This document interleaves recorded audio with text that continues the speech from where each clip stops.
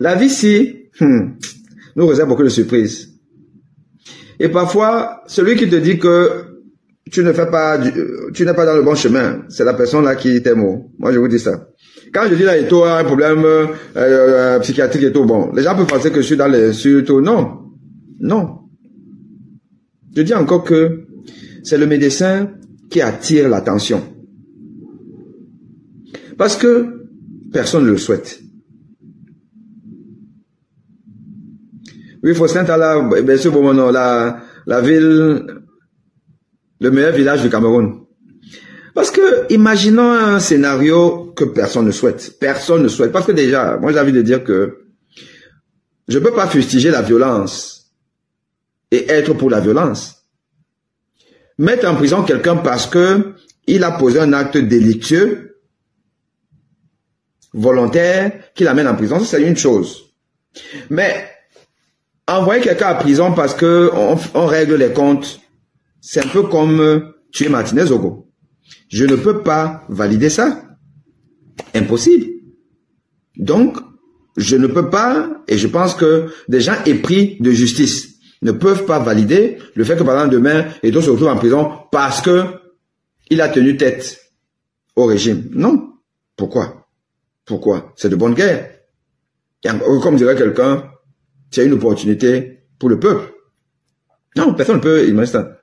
Mais si par hasard, ces gens-là le font parce qu'ils savent le faire, ils peuvent le faire, ils l'ont souvent fait. S'ils le font, je pense que ceux-là qui aujourd'hui encouragent Eto à aller au casse-pipe auront été responsables, non? Auront été responsables. Et finalement, qui seraient les bien vus? C'est nous qui lui disons, mon gars, tu déconnes? Tu déconnes? Et puis, on va dire ça en quelle langue? C'est-à-dire que, ayons une compréhension simplifiée. Laissons les histoires de décrets, conventions, machin, tout c'est monté, c'est descendu et tout ça là, les choses que la grand-mère de Bolova ne connaît pas, ne comprend pas. Ce qu'elle va comprendre, c'est que le chef de l'État, garant des institutions, a dit qu'il reprend les choses en main et il confie à son ministre des Sports. On l'a entendu. On a entendu la principale victime de cette réorganisation, le président de la Fédération camerounaise de football. On l'a entendu dire sur un plateau de télé français. Un plateau français d'une télévision française. On a entendu dire que nous, on fait des propositions et c'est le président qui décide. Ce n'est pas dans les écritures de la FIFA, dans le règlement de la FIFA, que le président de la République d'une fédération décide du choix de l'entraîneur. Ce n'est pas là. Mais Eto nous a dit que c'est le président de la République qui décide. Il a dit. Et on sait aussi qu'il a les pieds et les mains liés par une convention. Lui n'a pas signé, mais il n'a pas dénoncé ça. Ça aussi, on sait ça. Et le président a donc donné à son ministre la latitude de gérer l'affaire. Et lui l'a géré à la camerounaise. Souvenez-vous de mon thème principal dans le premier live qui a été coupé. Je parle de la violence du peuple camerounais. Et le moustachu a joué au violent. Comme c'est la norme au Cameroun. Il a voulu être violent, il a été violent. En chantant la FECAFOOT dans le processus de nomination du staff. En mettant même les ennemis d'Eto au milieu de la gestion de l'équipe nationale du football. c'est un acte violent parce qu'ils ne savent qu'être violents. Parce que Eto'o lui-même a déjà été violent vis-à-vis de lui. Quand le ministre nous annonce sur la CRTV que Conceição va rester parce qu'il est bon entraîneur, machin, truc et tout. Eto'o dit donc, tu racontes les histoires. Tu racontes les histoires. Moi, je veux un entraîneur national. Et j'aime déjà mon entraîneur. L'autre dit non. Quand c'est ça, il dit que tu racontes les histoires. Eto'o fait quoi? Il prend son téléphone, non? Il appelle ses amis contre qui il lutte maintenant, non? Il dit que, disons, déclencher les hautes instructions. Déclencher les hautes instructions. Il y a les hautes instructions, non? Parce qu'il était encore à un moment de grâce. Il a utilisé ça pour ridiculiser le combi. Sauf que le combi, c'est un ancien, c'est un doyen. Il connaît les choses. Il a lu Eto'o depuis que Eto'o, c'est un loser qui n'a jamais rien fait de bon dans sa vie, en dehors de bien jouer au football. En dehors de bien jouer au football, Eto'o n'a jamais rien réussi dans sa vie. Vous voulez qu'on parle de l'avocat conseil d'Eto'o, l'Espagnol là, qui a géré la carrière d'Eto'o et qui a bouffé son argent, qui a bouffé l'argent d'Eto'o jusqu'à Eto'o se rend compte qu'il n'a même plus rien dans son propre business. Le gars a changé même les pourcentages de machin truc. Quand on dit là, machin truc, milliardaire, tout ça, moi je rigole. Hein. Le dossier là, il est en téléchargement. On parlera de ça. Donc voilà quelqu'un qui a fait des mauvais placements de son argent à gauche, à droite, qui s'est fait spolier par quelqu'un à qui il a fait confiance, alors qu'il devait être alerté. Parce que c'est dans les années 80, un peu 90, que certains footballeurs un peu de nez dans le guidon, qui ne savent pas trop le truc, se sont fait spolier par leurs agents, leurs hommes de confiance et tout ça là. Mais il devrait être alerté. Il s'est fait donc gruger. Et on ne connaît pas ici dehors une entreprise, quelque chose de flamboyant d'Eto'o. Or, il a palpé des milliards. Son passage à Kashkala, vous voulez qu'on parle de ça? Vous voulez que je vous parle du passage d'Eto'o à Kashkala, qui à l'époque là, il était le footballeur le mieux payé du monde. Vous voulez que je vous parle de comment son argent a été géré et où c'est parti? Vous voulez qu'on parle de ça? Local gars, hein? Local gars. Parce que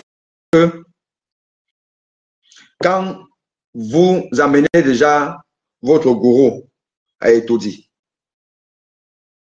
si Eto'o-Di va être dirigé comme il dirige la FECAFOOT, comme il a dirigé les Lions Indomptables du temps où il était capitaine, si c'est comme ça là, vous allez nous trouver, hein? On va vous boxer. On va vous boxer. On va pas vous laisser faire. Dans le pays de qui? Pourquoi le pays là c'est pour vous? Le pays de qui? Vous venez nous faire les villageois. Hey, toi, président, hey, toi, machin, truc là. Le pays de qui? Le pays d'Aimé Boni. Je suis parti à l'école. J'ai souffert là jusqu'à en Russie là. J'étais moi avec ma chérie russe, Olga. Quand j'étais dans le métro là, comme ça là, le jour aux amoureux là, parce que quand je partais à Paris, je voyais comment les noirs et les blanches, je vois un noir même, il gifle même n'importe qui là, parce qu'il avait que sa petite blanche et tout. Il voulait amener ça en Russie, le métro. À un moment donné, je me suis seulement retrouvé sur le plancher du métro. Perte de connaissance. Quand je me réveille, ma chérie est en train de pleurer partout, insulter les gens, machin et raciste. Un skinhead, c'est comment on les appelait. Les jeunes là, racistes, un noir avec une blanche. Mais tu as fait comment? Tu as fait comment? Et ça ne peut pas passer dans leur esprit. Mais tu as souffert. Donner un bon coup. Mais tu as, Bon coup. tu as souffert, donc. Moi, si là, quand les gens s'amusent, comme mes collègues de l'université de Douala, là, on me dit que la première agrégée de cardiologie femme du Cameroun. Pour ça, quand même, féliciter. Je vais monter sur elle, vous-même, vous allez sûrement comprendre. Des fausses personnes comme ça, là, des vendus, qui ne peuvent pas respecter des gens comme moi. Quand même, féliciter, ça a été mon étudiante. J'étais enseignant cardiologue. Cardiologue à l'hôpital général de Douala. Elle fait sa médecine au Bénin, après elle est partie à faire sa spécialité en Côte d'Ivoire. Elle rentre là, je lui apprends à faire les échographies. C'était mon étudiante. Elle se fait recruter. Nous, on est déjà là-bas dessus. Je suis le plus ancien des enseignants de cardiologie de la faculté de médecine de Douala. Le premier recruté. Voyez-moi une personne à qui on a confié la responsabilité de l'unité d'enseignement parce que le feu professeur Lomogoum, il est en Belgique. Professeur Bonny, je suis à Paris, mais on fait des va-et-vient. On est présent, on est actif, on fait des enseignements et tout. Mais on lui donne la responsabilité de gérer le truc là. Cette dame a osé m'enlever du groupe WhatsApp de l'unité d'enseignement de cardiologie de la faculté. Comme le recteur veut me tuer là-bas, en complicité avec le doyen, ils ont fait leur part de choses. Et elle se permet de m'enlever du groupe. C'est que ma famille nucléaire à la faculté, parce que chaque enseignant est dans une faculté, enfin dans une unité d'enseignement particulière. Je suis le patron, le doyen de cette unité d'enseignement.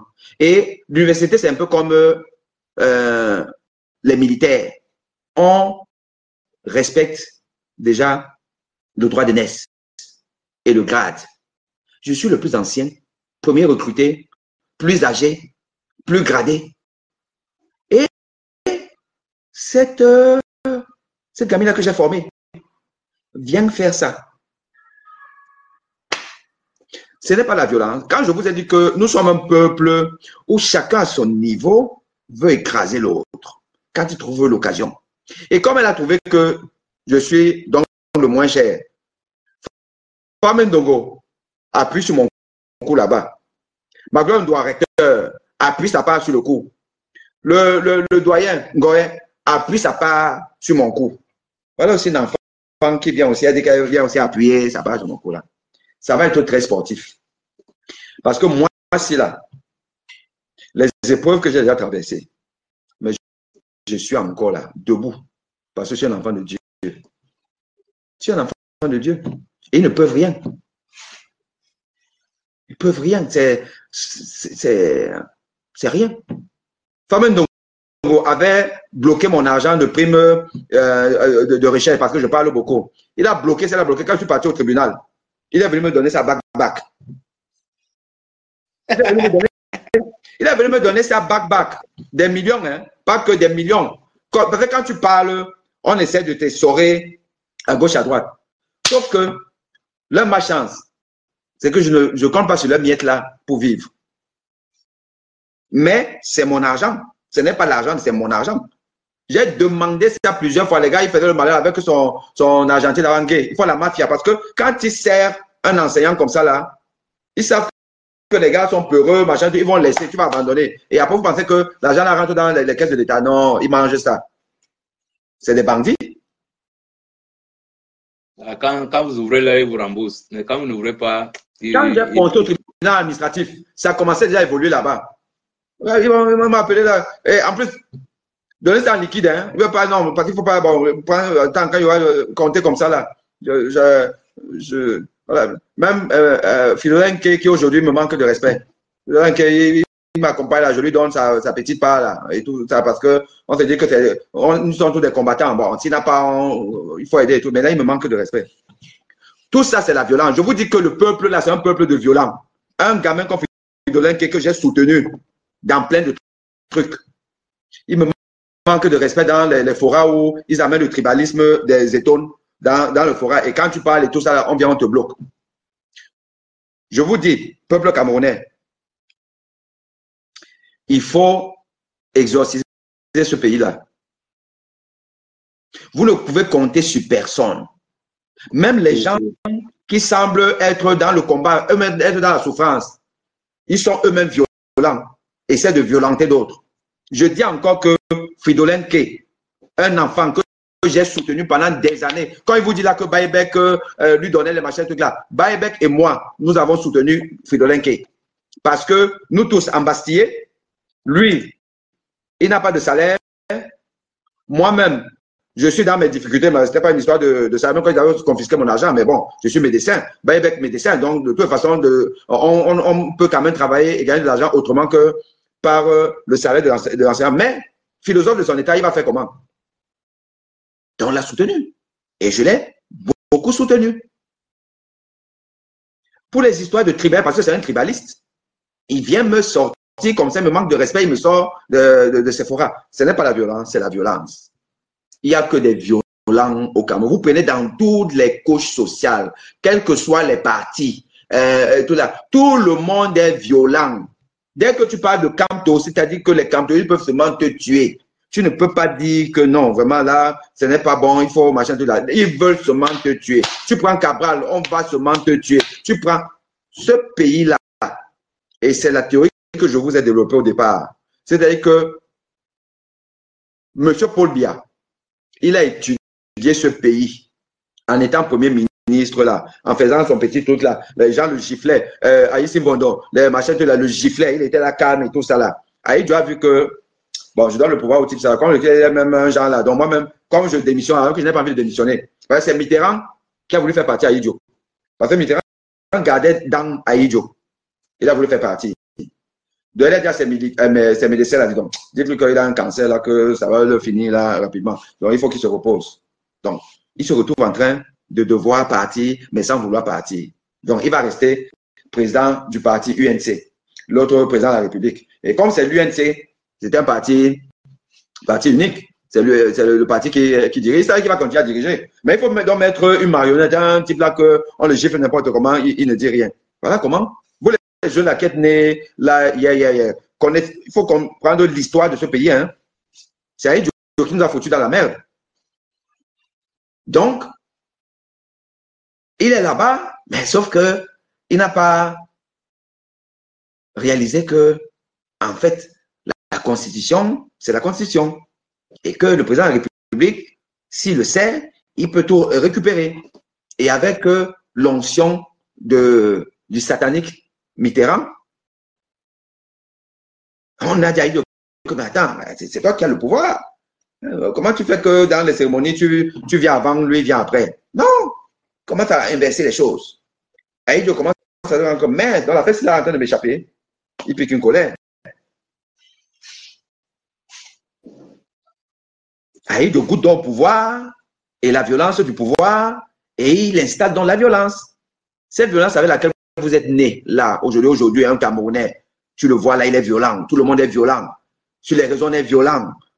Tout le monde, même les gens qui disent qu'ils combattent les violents, eux-mêmes sont violents. Comme Fridolin qui est un violent. Tout le monde est violent. Et ton fils, violent. Et vous voulez qu'il soit président de la République. Voilà dans un bonhomme qui boxe, qui est un boxeur. Au Qatar, il boxe. À la Foot, il boxe. Il boxe partout au président de la République. Et le peuple, les moutons là, les moutons, vous voyez que machin, truc là. Moi,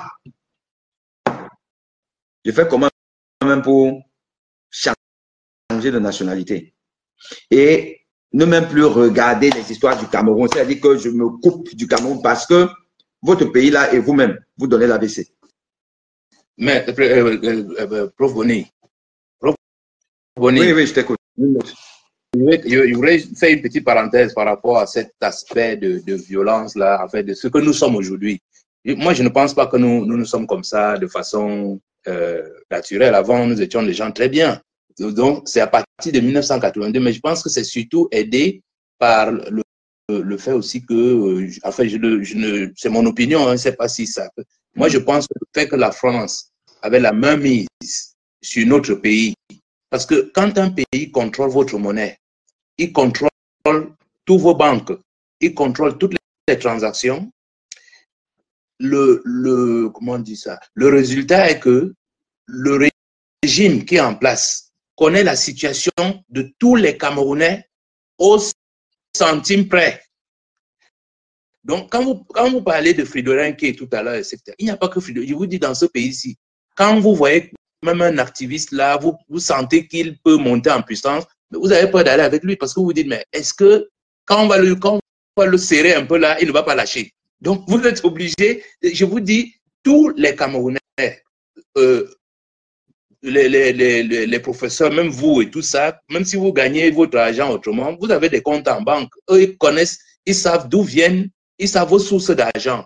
Ils savent quand est-ce que vous êtes en difficulté, quand est-ce qu'on va quand est-ce qu'on va le saisir par la culotte pour lui faire avaler des couleuvres et tout. Donc, c'est ainsi que je vous dis, moi, je n'ai jamais compris comment Cabral Libby se retrouvait aux États-Unis après les élections de 2018. Alors que c'était le moment, le fait était chaud. Il fallait le battre à ce moment-là. Pas forcément pour renverser le régime. Oui. On aurait pu avoir des concessions. On aurait pu... Une élection ne peut pas se passer comme ça, comme si c'était un jeu blanc. On devait tirer les conséquences immédiatement. Mais toutes les forces qu'il fallait, Matomba, Cabral Libby et tout, ils ne se sont pas joints aux autres. Même Akere Mouna, il a décroché à un moment donné. Donc, alors que ce sont des gens intouchables. Est-ce qu'on peut dire que M. Akere Mouna est, comment dire, qu'il est dans des besoins d'argent? On ne peut pas dire ça, mais on voit très bien que quelque part, ils sont saisis. Parce que l'aspect, il y a une macro, comment dire, il y a comment on appelle cet animal qui a les tentacules partout là? Donc, il y a une pieuvre là. Une pieuvre. Voilà, il y a une pieuvre qui a mis la main sur l'économie du pays, qui contrôle toutes les banques et toutes les transactions. Si un Camerounais vole 1 million de francs CFA, il ne peut pas sortir avec sans que la France soit au courant. Parce qu'il va falloir qu'il change cet argent en devise extérieure. La France est la seule habilitée à changer cette monnaie en devise extérieure. Donc, d'une façon ou d'une autre, elle saura ce qui s'est passé. Donc, du coup, je crois que nous sommes devenus aujourd'hui, pour moi, ce n'est pas un accident. Ça a été vraiment un façonnage. Et c'est pour ça que je vous dis, la façon dont nous regardons la mort aujourd'hui m'inquiète sérieusement. Comment un enfant, parce qu'il a volé un téléphone portable, on lui met 3 roues sur le corps, on l'enflamme, on brûle, les gens rient. Je reste comme ça, je dis, mais c'est pas possible. Est-ce que, parfois, je pense qu'il va devenir fou. Comment on peut brûler un enfant parce qu'il a volé un téléphone portable? Et pas n'importe comment. On lui met, on prend 2-3 roues, on lui met ça sur le corps et on enflamme. Mais ce n'est pas c'est pas comment dire, c'est pas la façon de se tortiller du pauvre garçon qui me terrorise. C'est l'attitude des Camerounais autour. J'ai dit, mais c'est pas possible. Même un animal, on a du mal à voir un animal torturé comme ça. Mais comment les gens peuvent allumer des humains comme des torches et se mettre à côté et dire, oui, il a bien mérité. J'ai dit, mais il a bien mérité. Vous qui parlez là, mais vous volez tous les jours. Ces femmes qui vendent au marché, qui disent qu'on a bien mérité, vous lui achetez l'arachide de 50, elle fait tout, elle vous emballe l'arachide de 10 francs. Mais elle brûle celui qui a volé le téléphone, comme si elle n'était pas voleuse. Donc je dis, vous achetez la viande au marché, Doc Boni, vous ne faites pas attention, on va vous vendre même 10 grammes de viande en vous disant que c'est le kilo qu'on vous a vendu. Nous sommes tous devenus comme ça. Donc, quand vous avez en introduction dit que chacun de nous peut faire 10 fois pire que Paul Biya. Les gens croient que ce n'est qu'une vue de l'esprit. C'est une réalité. Non, absolument. C'est une réalité. Le problème, c'est que les gens ne se rendent même plus compte de la réalité. Donc, vous avez ces boulangers-là, ils vous font du pain, mais vous achetez le pain, c'est comme une éponge. C'est-à-dire que le pain, il est tout gros, mais après, vous l'avez coupé, il est fini. Mais tu dis, mais ouais, le pain que j'ai acheté. On dit, non, c'est toi qui as mangé. Il dit, non, c'est pas vrai. On me dit que, mais si c'est pas toi qui as mangé, tu étais la seule. Un gros pain comme ça, mais il n'y a rien dedans. Or, pour faire en sorte que le pain soit si gonflé, les produits qu'ils utilisent sont des produits interdits. Donc, résultat, vous voyez tout le travail que vous avez eu pendant tout le séjour que vous avez eu ici au Cameroun. Nous sommes tous malades. Nous mangeons mal parce que les gens veulent gagner de la... Tout le monde est devenu voleur. Mais pourquoi aller brûler ce petit garçon? Mais amenez-le au commissariat, faites ceci. On nous dit, quand on amène au commissariat, les policiers les relâchent et tout. Donc, bref, voilà où nous sommes. Donc, c'est pour ça, moi, je pense que cette attitude que nous avons aujourd'hui de petits, je ne sais plus comment on peut appeler ça, des petits diablotins, ça a été vraiment favorisé par le fait qu'il y avait une puissance qui avait les moyens de savoir à tout moment la situation de chacun de chaque individu. Savoir que celui-là, c'est le point faible. Si on l'attaque, on prend un Frundi, on lui construit une grande bibliothèque, 2 petites maisons et un ranch, c'est fini. Il s'est rangé. Donc, tout ça, c'est parce qu'on connaît l'état de ce truc. Maintenant, pour fermer la parenthèse en revenant sur ce grand dossier que vous dites que vous allez ouvrir à propos de Samuel et tout, moi, je pense que Samuel soit en santé financière ou pas, mais je suis convaincu que son arrivée à la FECAFOOT avait des objectifs totalement financiers. Parce que le ministre l'a rappelé, hein, que depuis qu'il est arrivé, ils lui ont déjà donné 33 milliards. Wow. Oui, c'est sorti il y a 2 ou 3 jours là. Que depuis qu'il est arrivé à la FECAFOOT, l'État camerounais a déjà débloqué 33 milliards. Et c'est pas un mot dit comme ça. Je vais peut-être vous envoyer ça sur votre. Il y a un document avec tout le détail. Pour faire même quoi? Cet argent-là servi à quoi? Exactement. Du moins, je pense que j'ai toujours dit ça. Il revendique le fait que s'il n'avait pas intervenu pour qu'il y ait le glissement, le régime Biya n'aurait pas survécu en 2018. Et donc, pour ça, il demande rétribution. Mais quand on dit 33 milliards, les gens pensent que ce n'est que 33 milliards. Remarquez très bien que le fils de papa, quand son père est mort, on a gardé son père pendant 1 an, le temps de faire la route qui va chez lui. Vous pouvez évaluer combien ça coûte la route, ça c'est ce qu'on lui a donné. Et il a construit une résidence là-bas. Donc, pendant qu'à la FECAFOOT, les stades qu'il nous a promis, il n'a pas construit. Même l'immeuble, même le siège de la FECAFOOT, il a laissé tout ça, mais il est parti construire une somptueuse résidence là-bas pour enterrer son papa. Et son autre papa a décoré l'autre papa de médailles et tout. Je vous dis qu'ils savent qu'ils doivent beaucoup à ce fils du Cameroun. Mais la question, c'est, ils estiment peut-être qu'on lui a déjà assez donné et qu'ils ne veulent plus donner un seul rond de plus. C'est pour ça qu'ils ne veulent même pas que un de ces gars vienne mettre le nez dans l'équipe. Donc, si moi je te suis bien, voilà comment je fais un peu l'analyse de la perspicacité de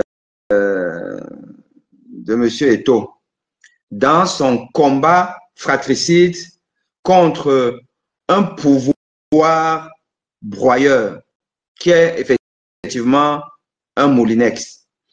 Comment peut-on expliquer que Eto'o, avec donc certainement des griefs qu'on pourrait lui reprocher, argent, gestion, parce qu'on sait tous que bon, quand tu gères beaucoup d'argent, forcément, tu peux commettre une erreur quelque part, même d'inattention, mais bon, ce serait de bonne guerre qu'on te prenne sur ça. Comment se fait-il qu'il fait quand même ce que personne n'a jamais osé faire encore en 2 ans de règne de Paul Biya? Si ce n'est qu'il les tient quelque part, si ce n'est qu'il et il sait effectivement que ces gens-là lui doivent beaucoup, parce que quand tu m'expliques l'histoire de l'argent qu'on a donné, la route qu'on a construite, la maison qu'on a construite là-bas, 1 an de morgue et tout ça. Bon, peut-être qu'effectivement, il sait que si jamais ils s'en prennent en lui, c'est-à-dire qu'en lui privant par exemple de liberté, mais sauf qu'on ne va pas le priver de la possibilité de dire certaines choses. Et que là, il va dire, bon, ça gâte, et j'ai des choses à dire, et qui va le dire. Est-ce que c'est ça? Est-ce que c'est simplement donc finalement un jeu? Mais ça m'étonnerait que jusqu'à un certain moment, j'avais même fait un post sur ça, un direct, où je me disais que non, là, c'est un jeu pour nous détourner Eto'o fait ça volontairement parce qu'on lui a dit, bon, fais ça, comme ça, on les occupe à ne pas penser à Elekam, machin, truc et tout ça. Bon, mais ça va tellement loin. Ça va tellement loin aujourd'hui. Oui, c'est-à-dire que, donc, comme d'habitude, parfois les gens se lancent dans un jeu, après ils prennent goût au jeu. C'est-à-dire qu'à un moment, c'est-à-dire que la finalité du jeu n'est plus celle qu'on avait programmée au départ parce que les paramètres changent au fur et à mesure. C'est-à-dire que, oui, on lui a donné beaucoup d'argent, oui, il a fait beaucoup pour ces gens-là, mais au passage, il a eu ce qu'on appelle un, comment dire, il a eu un élément supplémentaire qui est venu entrer en jeu. Cet élément-là, je l'avais déjà souligné une fois dans un de tes directs, c'est-à-dire que dans l'opération du glissement, Samuel Eto'o avait demandé à négocier directement avec le président. Il ne voulait rien savoir. Donc les Ngongo, les Mwele Kombi, tous ces gens-là ont fait tout ce qu'ils ont vu. Ils ont dit, si vous voulez qu'on si vous voulez qu'on ne nous enlève pas la canne, je suis prêt. Amarama, c'est mon ami. Je suis prêt à intervenir pour qu'on ne nous enlève pas la canne. On pourra peut-être faire un glissement et tout, mais la seule condition, c'est que je vais traiter avec mon papa. Et je vous dis, regardez très bien tout ce qui se passe dans notre pays. Il est le seul qui a approché Paul Biya depuis ces 10 dernières années, en dehors de ce petit cercle des 4 ou 5 personnes qui sont autour. Il est le seul à l'avoir approché. Regardez très bien. Et c'est là, alors, c'est au cours de cette opération qu'il s'est rendu compte d'une chose. Et c'est ça avec ça qu'il les tient. Il s'est rendu compte que notre président ne fonctionne plus. Ça, c'est une réalité. Et c'est quelque chose c'est ça qui est venu le perturber dans la mission, enfin, dans son parcours, dans le jeu qu'il faisait. Il a glané, il a eu cette information supplémentaire et du coup, je ne dis pas, je ne sais pas s'il ne sait pas jouer avec ce tatou-là ou bien, mais au moins il les tient. Oui, moi je vous dis, regardez la scène qu'on a vue avec M. Tolo. Il dit à Monsieur Tolo, pourquoi vous voulez empêcher le nom? M. Tolo dit parce qu'il a reçu les instructions. Il lui demande, mais vous avez reçu les instructions de qui? Dès que M. Tolo dit, c'est le ministre, il a dit, sécurité, mettez-le dehors. Parce qu'il sait, il sait que ça ne vient pas de là-haut. Donc, je dis, c'est un élément, lui-même, je ne sais pas s'il va pouvoir bien jouer avec lui, mais il sait qu'il joue avec le feu. Et c'est là où je prends une des choses que vous avez dit tout à l'heure, c'est-à-dire que cette mise en scène qu'ils ont fait, c'est peut-être aussi un appel au peuple pour dire, vous voyez, on va me tuer parce que je défends quelque chose ici, etc. Parce que si demain je suis en prison, ne soyez pas surpris, c'est parce que je m'oppose à ces gens qui m'écrasent, qui veulent m'écraser. Donc je crois que c'est ça. Il prend juste un peu le peuple à témoin. Voilà un peu la parenthèse que je voulais. D'accord. Ben écoute, je pense que c'est plausible, hein, c'est plausible. Ça peut être ça. Bon, tant mieux, comme on dit, tant mieux pour pour la nation, pour le peuple, si c'est que on peut arriver à neutraliser les hautes instructions et tout ce qui va avec. Neutraliser ces personnes qui profitent de la naïveté, mais même, je veux dire, de la passivité. C'est la passivité. Nous ne sommes pas naïfs, c'est plutôt la passivité. Mais il n'est pas le seul à avoir, contesté. Hein. Le Ngongo lui-même, le maître des hautes instructions, lui-même l'a contesté. À un moment, on avait failli le prendre. Hein. Oui. Si ce n'était pas le commandant du BI, là, mais on l'aurait pris. Et après, il y a le ministre, notre frère Esso, qui a écrit aux magistrats pour leur dire qu'attention, il ne faut pas suivre ces hautes instructions comme si c'était une parole de Dieu. Je ne sais pas comment il a formulé ça dans sa lettre. Donc, il y a une contestation croisée qui est en route là. Mais autrement dit, je vous dis, si notre président fonctionnait, il devait régler ce problème-là en 2 minutes. Il devait appeler ses deux enfants, sa créature et son petit bébé et tout. Il dit que bon, il devait dire qui l'emporte. Il va dire, bon, petit, laisse ton grand frère faire. Ou bien il dit au grand frère, tu sais, les petits là, ils ont le sang chaud, laisse-le faire. Quand il va se cogner la tête, on va lui récupérer la chose et tout. Mais il n'y a pas tout ça. C'est parce que je dis, ils sont coincés dans cette information, enfin, dans cette situation qui devient de plus en plus évidente pour pour tous les Camerounais, mais qui pendant longtemps, on nous a cachés. Parce qu'il faut se dire la vérité. Le président de la République ne fonctionne plus correctement depuis très longtemps. Et ça peut on peut bien dater comment on dit ça en français? C'est-à-dire on peut dater le moment où il a la bascule. Oui, on peut dater avec précision le moment où il a basculé. C'est-à-dire que c'était à partir de ce moment-là qu'il n'y avait plus de conseil des ministres. Voyez-vous, nous sommes un pays moderne, nous sommes un pays en construction qui vit sans conseil des ministres depuis plus de 15 ans. C'est très impressionnant. Hein? Tout à l'heure, on disait que ce n'est pas la naïveté, c'est la passivité. Mais nous sommes là, nous regardons. Les gens détournent des milliards et tout. Le ministre A ne sait pas ce que fait le ministre B. Le ministre B ne sait pas ce qu'il fait. Personne ne rend compte. C'est pour ça qu'il détourne tout l'argent. Parce qu'il n'y a pas de compte à rendre à qui que ce soit. Le président ne peut pas venir mercredi et il dit, OK, donc Boni, mercredi dernier, on a dit que tu devais installer deux centrales électriques à tel endroit et tout. Qu'en est-il de ces deux centrales? C'est pas possible, ça n'existe pas depuis que j'ai dit il faudra que les journalistes, comme n'importe quel leur travail, s'ils remontent dans le temps, on peut savoir à partir de quel moment il n'y avait plus de conseil des ministres au Cameroun. Parce qu'un conseil des ministres, ça veut dire que les ministres parlent au président. Et là, ils vont découvrir le pot rose. Donc, en supprimant le conseil des ministres, ce constat n'est plus possible. Et c'est possible. Ça qu'aujourd'hui, parce que les gens font comme si c'est depuis 2018 qu'il n'y a plus de conseil des ministres. C'est pas vrai. Moi, j'ai suivi une émission. Il y a, comment on appelle ça? Il y a un petit morceau de vidéo là où les Français se moquaient de nous. Il y a de cela. Oui, j'avais vu ça. Voilà. Donc, il y a une petite vidéo là où ils se marraient sur un plateau de télévision. Ils disaient, quel est le pays où il n'y a pas eu de conseil des ministres depuis 3 ans? Voilà, les gens cherchaient, on cherchait. Mais même moi, j'étais trop intéressé par la question pour apprendre finalement que c'est le Cameroun. C'est parce que c'est tellement, nous, on est tellement pas, je veux dire, nous sommes coupés. Reviens à Pidi, le président était clair. Primo, Dadis avait un chèque en blanc depuis les échecs du management sportif. On a repris le pouvoir, Dadis n'a plus rien comme pouvoir. Bon, ça aussi, c'est vrai. Laisse-moi un peu. Il y a quelqu'un qui est monté là. Okay. Il nous donne son point de vue. Oui, bonsoir, Doc. Oui, bonsoir. Ouais, franchement, merci. Moi, j'ai pris le direct en cours. Donc, en fait, cette histoire de Tola, ça relève du mystique. Ça relève de l'envoûtement. Wow. La raison a quitté le Cameroun. Parce que, je ne sais pas, est-ce que vous comprenez quelque chose de cette histoire? Ça ne fait aucun sens, cette histoire d'Etola.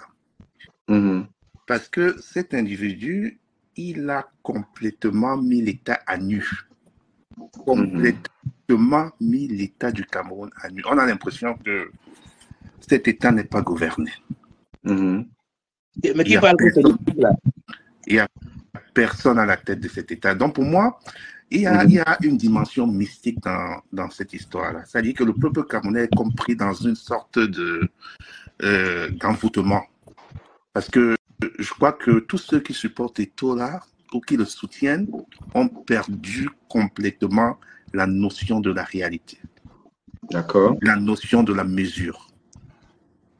C'est-à-dire qu'on est à la recherche d'un messie qui ne viendra jamais et qui ne peut pas être Eto'o.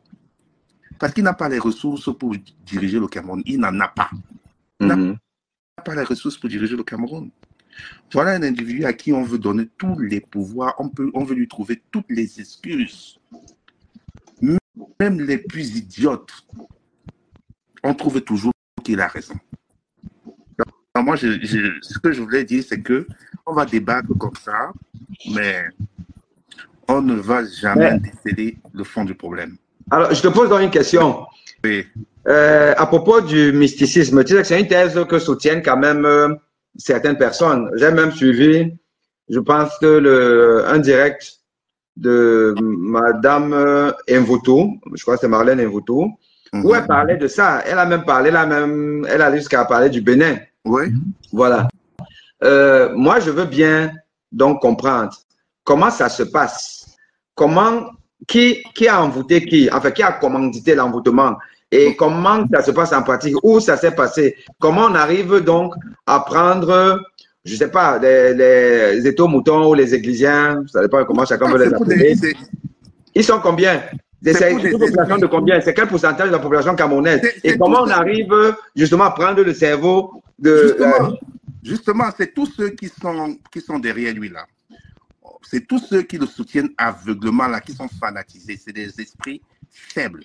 Quel que soit ce que tu vas leur dire, ils ne t'écouteront pas. Quel que soit ce que Eto'o ferait, ils seront toujours derrière lui. Alors, comment ça se passe cet envoûtement-là? Vous savez, Petit Pays était à... comment il s'appelle, la PAFA ici, oui. Où on lui demandait qu'est-ce qu'il pensait de la FECAFOOT et du ministère. Il a dit clairement qu'il y en a qui ont trempé les mains parce qu'ils voulaient toute la gloire. Donc, il s'est dit qu'ils ont trempé la main quelque part parce qu'ils voulaient toute la gloire du monde et donc, finalement, ils ont trempé. Et comment se passe cet envoûtement-là? Moi, je pense que ça se passe à travers la cooptation des énergies. La cooptation des énergies des gens. Et ces énergies-là se passent comment? À travers l'homosexualité. Dans le football que vous voyez là, il y a tellement d'homosexualité. Et ce n'est pas l'homosexualité normale que nous on connaît, que ce soit en Europe, que ce soit aux États-Unis. Ce n'est pas le même type d'homosexualité qui se passe là. Ce qui se passe là, c'est la captation des énergies. Et ces énergies-là, on les utilise donc pour embrigader des masses. Donc, il y a un envoûtement collectif qui se passe là au Cameroun. Sinon, expliquez-moi comment, qu'est-ce que Koumvondo fait là? Il est professeur de droit, non? Koumvondo, vous estimez que Koumvondo pense vraiment que tout peut avoir raison de l'État? Qu'est-ce que Koumvondo, en tant que professeur d'université, qu'est-ce qu'il fait là? Est-ce qu'il trouve que c'est une manière de parler à un étranger, la façon dont Eto'o a parlé là? Est-ce que Koumvondo pense c'est-à-dire qu'une personne éduquée doit s'exprimer comme ça face à un étranger en disant vous pouvez faire ça en Belgique? Qu'est-ce que la Belgique a à voir là-dedans? J'ai été coach, j'ai été joueur. Est-ce qu'il s'agit de lui? Et vous allez quand même trouver Koumvondo, professeur d'université, soutenir cela. Non, Estimer que toi as bien fait.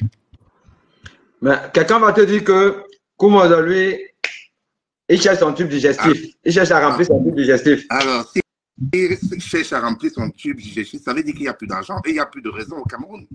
Ça veut dire que c'est des gens qui sont complètement envoûtés. C'est des gens qui sont... Parce qu'il y a quand même une dignité. Hein. Je ne pense pas qu'on fait des études pour les faire. Je pense que l'école façonne quand même l'individu. Ça façonne quand même ta façon de parler. Ça façonne quand même ta manière d'être dans la société. Quand tu as atteint un degré, un niveau comme le niveau d'être professeur. Non, c'est sac à dos, professeur sac à dos. Bon, professeur du tiers-monde. Professeur du tiers-monde. Parce que là, pour ça, je pense que ça ne me surprend pas. Mais pour professeur Koumvondo, et il n'est pas le seul. Il n'est pas le seul professeur, etc. Ils sont nombreux, ce genre d'intellectuels. Ouais.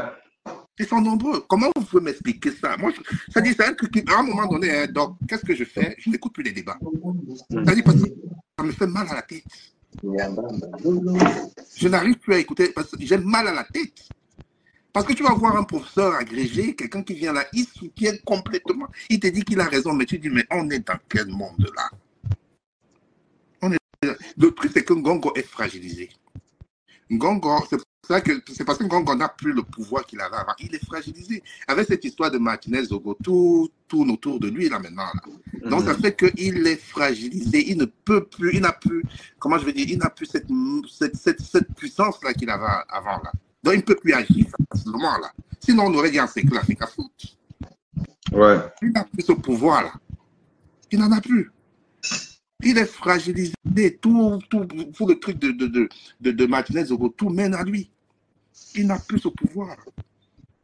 Tout ce que ces gars-là cherchent maintenant, c'est comment faire tomber Eto'o sans créer des dégâts. C'est comment le piéger, comment le faire tomber sans qu'il ne crée des gros dégâts, sans que la population ne se soulève. C'est ça, c'est ce qui les motive là maintenant. Mais non, quand même, pour faire tomber Eto'o, c'est très, très facile. Il a fait des dégâts. Comment, dis-moi. Comment ça fait 2 mois que ça dure? Un État ne peut pas gérer, ne peut pas régler un problème de coach. 2 mois? Non, je dis, mon frère, dis-moi comment on va le faire tomber. Non, c'est pour ça que Doc Bonny disait qu'il les tient quelque part.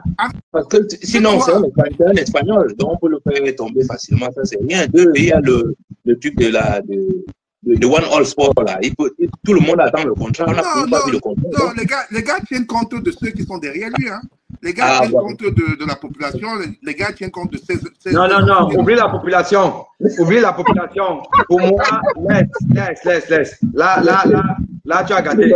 Il ne connaît pas les Camerounais. Hein. On peut t'arrêter, on va mettre là-bas, il passe à côté, il ne sait même pas que tu es là. Justifier. Explique-moi alors pourquoi la FECAFOOT n'est pas encerclée depuis ce que Eto'o a fait hier là. Pourquoi la FECAFOOT n'est pas encerclée? Non, c'est pour ça que hein, je pense aussi, c'est mon analyse, hein, je pense que Eto'o jouit de 2 atouts.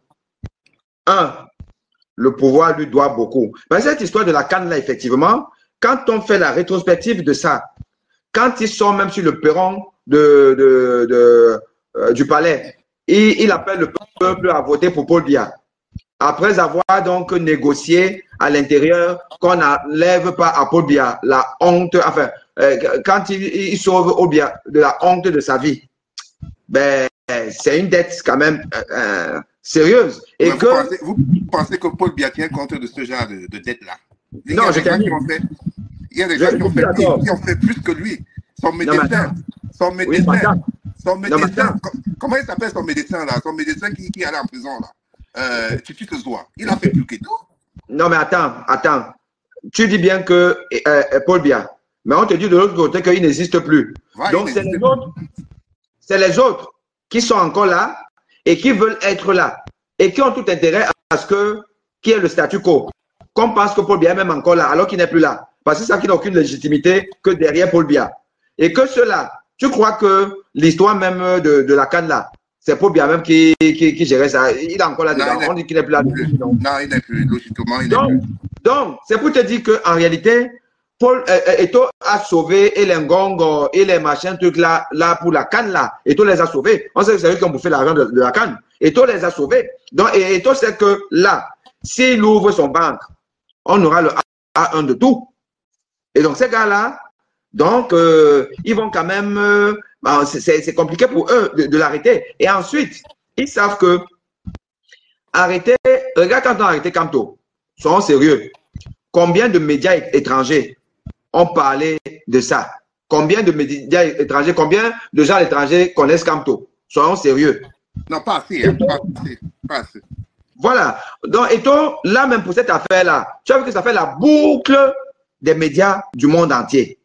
Donc, Ngongo, qui n'est rien du tout, il n'est que derrière Paul Biya. Il sait que s'il prend Eto'o, on saura tous que Paul Biya même, peut-être même que c'est même son sosie qu'on voit là, on dit qu'il a parlé, peut-être que Eto'o c'est ça. Et donc, les Ngongo savent que là, alors, leur petit pouvoir qu'ils ont là va être mis à nu parce qu'ils ne représentent rien. Donc, ça fait qu'effectivement, Eto'o surjoue sur ça. C'est possible. C'est possible. Non. La conclusion, c'est qu'il n'y a plus d'État au Cameroun. Il n'y a plus. C'est des clans qui gèrent. Mais mon frère, voilà, mon frère te dit que depuis 15 ans, il n'y a pas de conseil de ministres au Cameroun. Tu peux gérer un pays sans conseil de ministres. Parce que les ministres n'existent pas, ça c'est normal. En Afrique, on peut bien gérer un pays sans conseil de ministres. Les ministres servent à quoi? Ils n'existent pas. Non, c'est pas même Paul Biya lui avait dit qu'il n'y avait que 2 ou 3 ministres à qui il a donné le pouvoir. Les autres ne sont pas des ministres. C'est qu'il y a des choses qui se chevauchent dans cette histoire-là. C'est-à-dire qu'un pays normal, un pays comme le Ghana, le Nigeria, en fait, les pays anglophones là, ils ne peuvent pas gérer le pays sans ministre. Mais les pays francophones, qui sont dans le franc CFA là, on peut gérer puisque ce n'est pas eux qui gèrent. Il y a le compte d'opération, c'est là-bas où tout se décide et tout. Ils n'ont pas besoin de ministre. D'ailleurs, ils font une réunion tous les ans. Ils font une réunion 2 fois par an. en France, où le ministre des Finances, les ministres des Finances de la France invitent les ministres des Finances des pays africains francophones. C'est là où tout se décide. Donc, tous les autres, là, je vous dis, depuis 15 ans, il n'y a pas de conseil des ministres au Cameroun. Donc, dis-nous un peu, qu'est-ce que tu penses? Tu penses que cette histoire-là va finir comment? Parce que nous sommes là, le 8, là, il y aura match, mais tu penses que cette histoire, parce qu'aujourd'hui, ils ont eu réunion, mais il n'y a aucune visibilité. On ne sait pas exactement, c'est-à-dire que rien n'est clair. Tu penses que cette histoire-là va finir comment? Parce que, franchement, moi, j'ai même pas la tête. Je pense que malin qui pourrait, de manière certaine, dire comment est-ce que cette histoire va finir. Au moins, ce qu'on sait, c'est que l'histoire va mal finir. Ça, au moins, c'est une certitude. Parce que si au départ, on se dit que bon, voilà, ils vont finir par, bon, il y a eu les premiers échanges épistolaires et tout, mais bon, quand même, finalement, et que quand on a vu, je pense, hein, moi, c'est mon analyse, quand on a vu Eto'o, revenu au Cameroun, puis c'était dire que, oh, il a l'exil, il ne peut plus revenir, mandat d'amener, tout ça, machin, tout et tout. Quand on l'a vu revenir, et on l'a vu aller rejoindre sa famille. Le clando de père. Voilà. Aller rejoindre sa famille, mais en tant que clando. Parce que normalement, il avait sa place au Shabbat. Mais il a voulu, parce que c'est quand même Eto'o, il a voulu aller là-bas. Quand on a vu ça, j'étais persuadé que ils se sont parlé et que bon, voilà, finalement, ils vont s'arranger. Oh, après ça, on voit que les scuds continuent à sortir. Les tomahawks sont lancés. Le Hamas contre Israël, c'est chaud. Bon, donc, c'est que ça va aller jusqu'au bout. Et l'apogée, c'était donc hier, où ça aurait même pu arriver aux mains. Oui, donc c'était physique. C'est la guerre comme à la guerre. À la guerre comme à la guerre. Et donc, dans la guerre comme à la guerre, qu'est-ce qui se passe? Il se passe que l'État, par le biais du ministre ou des ministres, ont affecté 2 membres du staff d'État à perpète. Question de le fragiliser. Donc, Eto'o va vouloir appliquer. Il ne peut pas se laisser faire. Mais, qu'est-ce qu'il va faire là avant le 8? Parce que je pense que tout le monde, moi-même qui me disais que peut-être que je ne vais pas regarder le match là, mais j'annule tous mes rendez-vous pour voir le match du 8. C'est-à-dire que si j'avais même moyen de prendre l'avion pour atterrir là-bas, pour aller voir le match là, j'allais le faire, pour voir un peu ce qui va se passer. Mais avant qu'on arrive au 8, il y a déjà une autre étape demain. Puisque Toumbouilé a normalement sa conférence demain, c'est ça, non? Oui. Alors, si je reprends le propos de c'est Monga Mouyeme, mais enfin le consultant, voilà, qui a dit que l'une des options, c'est que demain, la conférence soit interdite pour trouble à l'ordre public. Oh, le Moulinex. On va nous envoyer le Moulinex là. C'est une possibilité. C'est une possibilité. Et donc, si la FECAFOOT est interdit de tenir une réunion, celle-là, mais ça veut dire que l'État est déjà en train de dire à la FECAFOOT que bon, on te retire ton droit d'exister. Oui. C'est ça. Non, une seconde là. Une seconde. Non, une seconde, parce que quand même, d'après la convention qui est là, parce que la convention n'a pas été. On a conseillé à la FECAFOOT de contester la convention. Tant qu'elle n'a pas contesté, on n'a pas supprimé la convention s'applique. Dans la convention, si la FECAFOOT nomme une équipe, il faut l'avis obligatoire du ministre. C'est-à-dire que ce que la FECAFOOT a fait l'autre jour, là, pour l'instant, ça n'existe pas. Le fait de nommer un nouveau staff et tout ça, etc., par rapport à la convention, ça n'existe pas tant que le ministre n'a pas donné son avis obligatoire. Ça, ce sont des choses... Tu sais, mon frère, toi, tu es encore... Hein, je pense que toi, tu es resté sur la première étape de ce long feuilleton.